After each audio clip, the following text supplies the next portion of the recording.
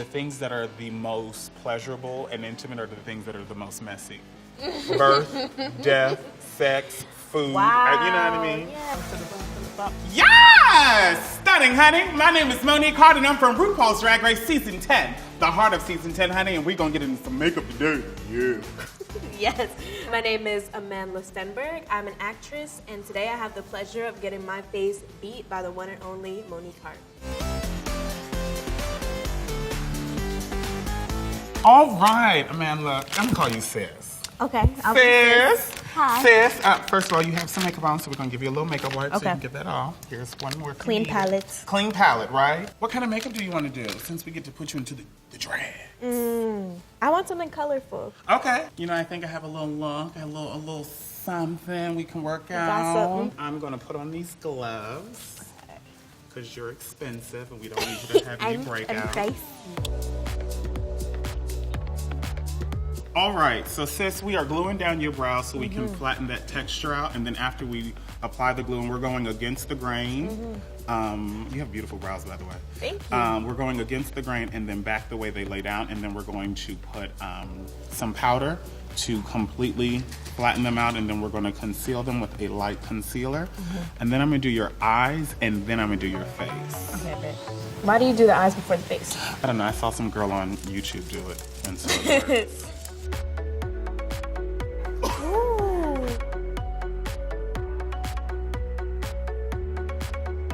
So we're just trying to make sure that she has two sisters for eyes and not cousins. When did you first learn how to do your makeup? What was that process like? So I came out and immediately became a drag queen, which is very different. I'm still kind of gagged that that's how it happened. I literally left full-time ministry and, trying to pray the gay away and all of that. And then came out and was a drag queen. And, you know, I never wanted to be a drag queen. And one of the managers at Hamburger Mary's said, here's a check, go get what you need. And I said, I don't even know what I need. And he said, well, go talk to this person. And I did. And that person was white. And this one queen back in my hometown came up to me and said, you're cute, but I'm gonna make you my summer project. And so she did. And so she literally, she would paint one half of my face and I would paint the other. And I learned so much from her. So I had my face down, I would say, within the first 5 months of drag, which is very uncommon. And you had to figure out very early on how to be crafty with what you're doing. I realized, something I feel like I paid attention to a lot when watching Drag Race is just the fact that there's a discrepancy between what access to materials you might have versus other queens. Yeah. And what was that like early on, and then how do you continuously kind of cope with that? Early on, I didn't have the money either, but I had friends that would say, girl, do you have an imagination or a vision of what you want? Then create it. It's hard being a queen of color in the Midwest, especially in today's society. You know, it was Middle America that put our president there. So, you know, when you're brown and you live around them, you're a little nervous. I mean, I'm not too nervous because I will sue your ass, okay? I learned from Becky. I'm not hit you in the throat, but I'm gonna hit you in your pocketbook, okay? So what have your experiences as a queen of color been in the Midwest? Being a queen of color, I would say it was pros and cons to it. The pro was because the white patrons who would come into Hamburger Mary's would think that all the black queens looked the same. I worked very, very hard to make sure that my makeup was distinctive. You know, I looked great. You have to deal with very much what they did to me on the show. Monet, Asia, Monique, Mayhem. You know, it's just instead of trying to take the time to find out, it's just you're one of them. Right. So tell me, what is it to be a queen of color in Hollywood? I mean, it's like you're saying. I feel like with girls of color, we all just kind of become like one homogenous person in the ideas, in the vision of white people. But at the same time, it's a really refreshing period in Hollywood, and it's always going to be a battle in terms of trying to create representation and be a part of important projects, but still have to navigate white institutions that don't always value you the same way that they value white people. You know, I'm sure that's something that you experience all the time. So true. But at the same time, I recognize that now is a time of change, and we're starting to get those roles and those representations. Yeah. I'm not just looking at my inbox and seeing roles for best friends of one line or strippers. You know, that used to be the only shit that I would see. And how old are you? I'm 19. And for that to be a role? Oh yeah, as a kid, all the time. You know Stripper what I mean? roles, or just like some badass little kid, you know. That was always like what was available to me. The tea on the street is that you identify as non-binary? That is some tea, yes. Okay. That is some piping tea. It's something that I feel like I've spoken less about recently, just because there's some aspects of like talking about like gender queerness that I don't want to bang people over the head with it. I don't want to be shady, but girl, tell the tea, honey. I feel like for me personally, I just want to be able to kind of have my journey with my gender on my own. It doesn't always have to be this like public badge, you know.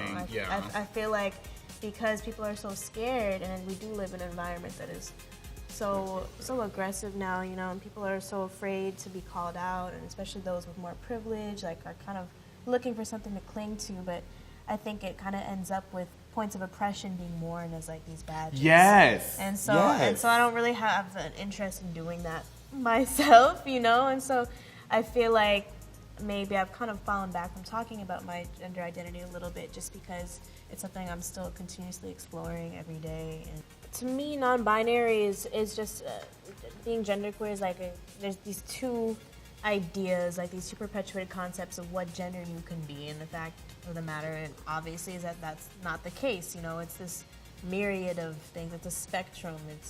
It's like ever evolving, ever flowing. Like, and so I feel like I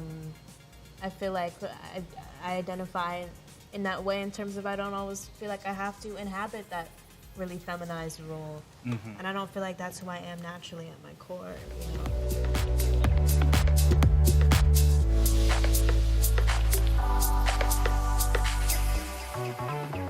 Yes! Skinny legend. Okay.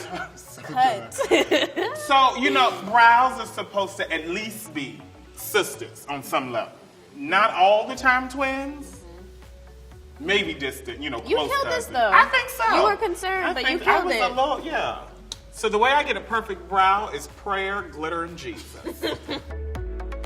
Okay, so just a little quick tip. You want to start the beginning of your line right here with your brush. Then for your arch, you're going to angle it and put it on the tip of your nose and find your arch. And then you're going to put it right there. Now, I want my cheekbone to raise, so I put my tongue right there. Bam. That's how you get it. Okay? And then you can always fix it up with concealer. Oh, he loves me. Jesus loves me. Oh, I thought I ruined her face. I'm going to do this just to be on the safe side because I'm scared now.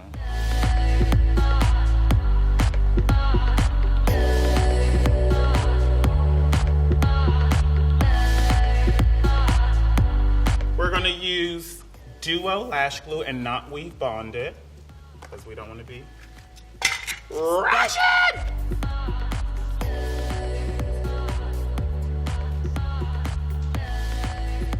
Yes! Come on, Lash!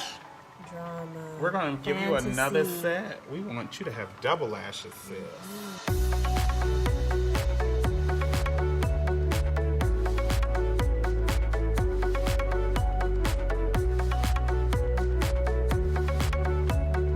All right, ladies and gentlemen, the look is complete. Let me just keep adding glitter because you can never add enough. Stunning. Maybe a little prune, feeling fish, feeling fish. Kitty cat, kitty cow, cat. Ah! I feel so fierce. I feel powerful. Yes. I feel like nobody can mess with me. Yes. I feel like I can take on the world. All right, sis, now let's go get the look. The full look, let's Damn, go. girl. All right, sis. So we got to pick out an outfit. We got to get the jewelers, okay? Let's so go. we have the accoutrements. Okay, we have little earrings, a little fishnet, little tights, so you can have, Beyonce's leg. Yes. We have shoes, girl. We got some looks. So tell me, what do you like to wear? What do you like to wear? Typically when I'm going for a look, I don't really like to wear like a dress. Like I like more of a suit moment. Okay. So I like kind of like a pantsuit kind of moment. I feel more powerful and less kind of dysphoric that way. Okay, well, we got a lot of dresses. Oh, this is a pantsuit. This is a moment. It's very Celine Dion type of tease. You gotta hit Very your chest Celine. like that. Very that. Very Celine. Very that. Okay, well, This you wore on the show. You know what? I did wear this on the show, but I heard you were coming, so we made it some pants. So how about that? Yes. Static. Okay, so look, we're gonna pull this up. We're gonna let you get changed. All right, sis, come out and show us what you're working with, girl. Stunning. So now that you got this sickening pantsuit on, girl, just give me a light little pooch, just a little.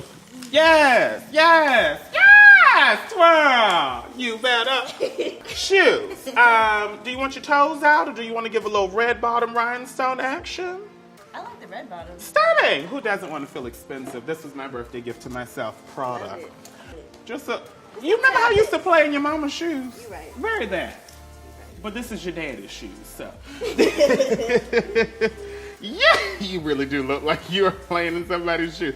Okay, so let's get some earrings for you now. These are like my precious baby. Okay, sis, so now we got jewelry on. Let's go put her on, sis. This is gonna be fun.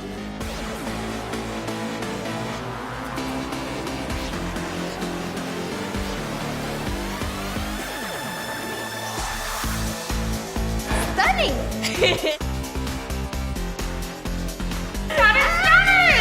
Yes! You look good, sis. The look is good, the hair is good, the makeup is right. She's deep for the dawn. Do you have a name? My name is Glam Amandla. Say it one more time for the people. Glam Amandla. Say it one more time for Glam the people. Amandla. Oh! Yeah, yeah.